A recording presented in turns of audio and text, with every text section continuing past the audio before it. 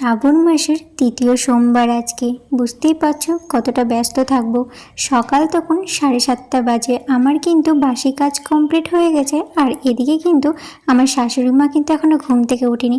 তো আমি তো চলে আসলাম নিচে। বাসি কাজ কমপ্লিট হয়ে যাওয়ার পর নিজে ফ্রেশ হয়ে চলে এসেছি একদম নিচে। বড় কিন্তু ঘুমোচ্ছে, শাশুড়ি মাও ঘুমোচ্ছে, আর কিন্তু শ্বশুর মশাই কিন্তু বিলে চলে গেছে। শ্বশুর মশাই তো 4টের সময় ঘুম ভেঙে যায়, তারপরে ফ্রেশ হয়ে চলে যায় বিলে। আর তারপরে এখন আমিও ঘুম থেকে খুব তাড়াতাড়ি উঠে পড়ি, যেহেতু ঘুমটাও ভেঙে যায় আমার। আমার না এখন আর ঠিকঠাকভাবে ঘুম হয় না জানো। যেমন রাত্রে ঠিকঠাক ঘুমাতে পারি না, আর খুব তাড়াতাড়ি ঘুমও ভেঙে যায়। মাথাতে অনেক চাপ চলে এসছে, অনেক টেনশন করি, অনেক ভাবনা চিন্তা, অনেক মাথার মধ্যে অনেক কিছু ঘুরে। সেজন্য হয়তো ঠিকঠাক ঘুম আসে না, আর তাড়াতাড়িও ঘুমটা ভেঙে যায়। জানো তো, আগে কিন্তু ঘুম থেকে উঠতাম, বিয়ে হয়ে যখন আসি বাড়িতে তখন কিন্তু 8টার সময় উঠতাম। ওঠার পরে তারপরে যে বাসি কাজ কমপ্লিট করতাম, তারপরে নিজে ফ্রেশ হয়ে তারপরে নিচে আসতাম। তখন কিন্তু শাশুড়ি মা রান্না করতো, শাশুড়ি মাকে জোগাড় করে দিতাম, হেল্প করে দিতাম, অনেক কাজে তাড়াতাড়ি হয়ে যেত তার জন্য। আর এখন কিন্তু অনেক পরিবর্তন হয়ে গেছে। আমার বিয়ে হওয়ার 3.5 বছর হয়ে গেল।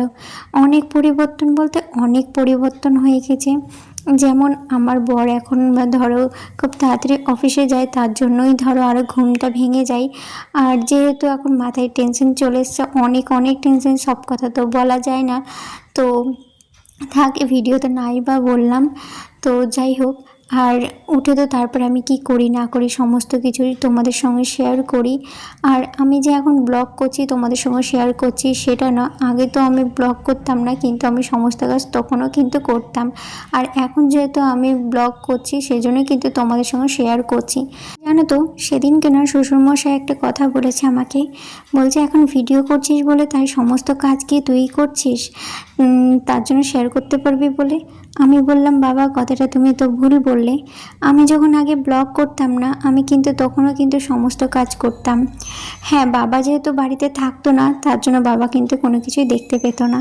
আর তখন তো ব্লগ করতাম না। আর এখন যেহেতু ব্লগ করছি, সমস্ত ভিডিও করছি, তাই কিন্তু বাবা জানতে পারছে সমস্ত কাজ করছি। আর এমনকি তোমরাও দেখতে পাচ্ছ সমস্ত কাজ করছি, শেয়ার করছি বলে তাই তোমরা জানতে পারছো, দেখতে পাচ্ছ। ভিডিও না করলে তোমরা তো জানতে পারতে না।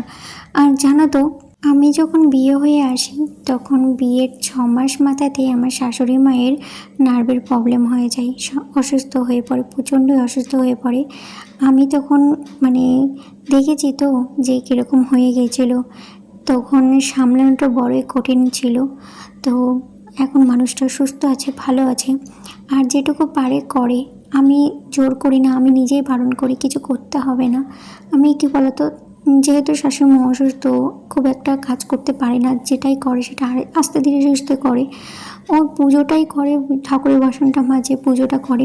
হ্যাঁ, সেটুকু আমি তোমাদের সঙ্গে শেয়ার করতে পারি না, তবে এখন আগের থেকে অনেক সুস্থ হয়ে গেছে, অনেক ভালো আছে। তো বলে আমি এটা করি ওটা করি, তো মার যে কাজটা করবে আস্তে ধীরে সুস্থ, তার জন্য আমি বলি থাক, তোমাকে করতে হবে না, আমি তাড়াহুড়া করে আমি তো করিনি, করতে হবে না, এরকম বলেই কিন্তু আমি করতে দিই না। আমি নিজেই সমস্ত কিছু করে ফেলি, তাড়াহুড়া করে ফেলি সমস্ত কিছু। আমার নিটপিটে কাজ একদম ভালো লাগে না। আস্তে ধীরে সুস্থ করবে, তা করতে হতে আমার হয়ে যাবে বলে আমি বারণ করি। আজকে যেহেতু সোমবার, আমরা নিরামিষ খাওয়া দাওয়াই করি সোমবারটা। আর কি মেনু করেছি তোমাদের সঙ্গে সেটা এখন শেয়ার করব, যেহেতু আমার রান্না কমপ্লিট হয়ে গেল। এই দেখো, খিচুড়ি করেছি নিজের জন্য, যেহেতু আমি ভাত খাবো না। খিচুড়ি করেছি, আলুর দম করেছি, আর এখানে পরোটা করেছি, আর অল্প করে পোলাও রান্না করেছি। যেহেতু পোলাওটা করার একটাই কারণ, শাশুড়ি মা কালকে বলেছিল, যখন আমি জিরে রাইস রান্না করি তখন আমাকে বলেছিল পোলাও করবি, তো আমি বললাম কালকে সোমবার, কালকে নিরামিষভাবেই করবো এটা। তো আজকে যখন পোলাওটা রান্না করবো, আমি করার আগেই যখন আমি চালটা ভিজিয়ে ফেলেছি, মা যখন ঘুম থেকে ওঠে তখন আমাকে বলছে যে পোলাও কিন্তু আজকে খেতে পারবো না, তো আজকে তো যেহেতু পঞ্চমী সেজন্য খেতে পারবে না, ময়দাই খাবে, মানে পরোটা যেটা করেছি সেটাই খেতে পারবে, তাই বলো। তো আমি বললাম তাহলে হ্যাঁ করে দেবো, মানে পোলাওটা করবো তাহলে অরিতো খেয়ে নিতে পারবে, এমনিতে ও তো ভাত পছন্দ করে না খুব একটা। তো আমি করে ফেলেছিলাম, আর নিজের জন্য অল্প করে খিচুড়ি করেছিলাম, যেহেতু আমি ভাত খাবো না। তো রান্না কমপ্লিট হয়ে যাওয়ার পরে তারপরে কিন্তু ওপরে চলে আসলাম। ওপরে এসে কিন্তু দেখো এখন আমি একটু রেডি হচ্ছে, যেহেতু মন্দিরে যাব তার জন্য। আর এই যে শাড়িটা দেখছো, এই শাড়িটা হচ্ছে শাশুড়ি মায়ের।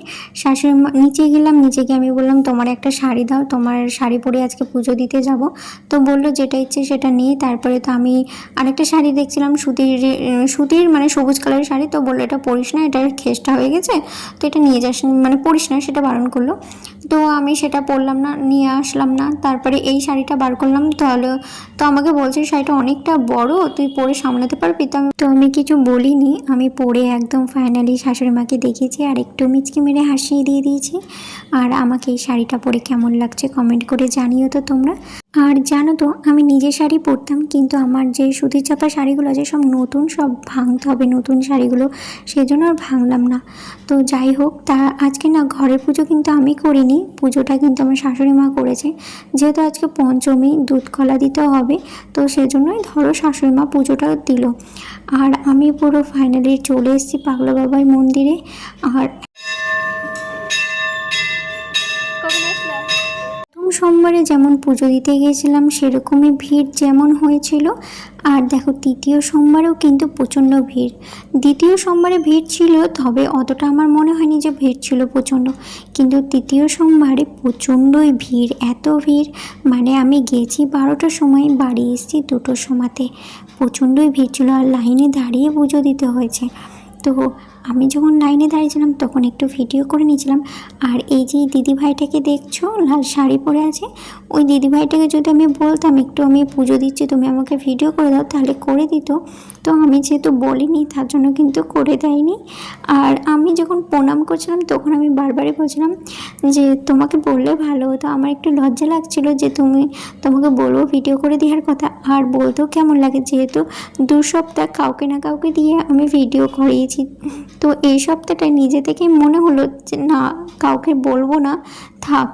তারপরে যাই হোক আমি চলে আসলাম কিন্তু বাড়িতে এসে নিজের জন্য একটু শরবত বানিয়ে নিয়েছি, লেবু দিয়ে, বিট নুন দিয়ে আর একটু সামান্য চিনি দিয়ে, আর ঠান্ডা জলের মধ্যে একটু নর্মাল জল মিশিয়ে তারপরে শরবতটা আমি করে নিয়ে এসে দেখো এতক্ষণে খেলাম। খিচুড়ি আর আলু ভাজা নিয়ে চলে এসেছি, নাহলে কিন্তু আমাকে আবার নিচে যেতে হতো তো খাওয়ার জন্য।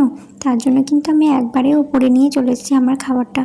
তো আমি একটু রেস্ট নিয়ে তারপরে কিন্তু খাবারটা খেয়ে তারপরে চেঞ্জ করেছিলাম। মানে আমার শরীরে আর দিচ্ছিল না গো, শরীরটা প্রচণ্ড খারাপ করছিলো, খুব ক্লান্ত লাগছিল, তার জন্য কিন্তু খেয়ে একবারে ড্রেস চেঞ্জ করেছিলাম। তো যাই হোক, আমার এই ভিডিওটা তোমাদের কেমন লাগলো অবশ্যই তোমরা কিন্তু কমেন্ট করে জানিও। তো হচ্ছে নেক্সট ব্লগে, বাই সবাইকে।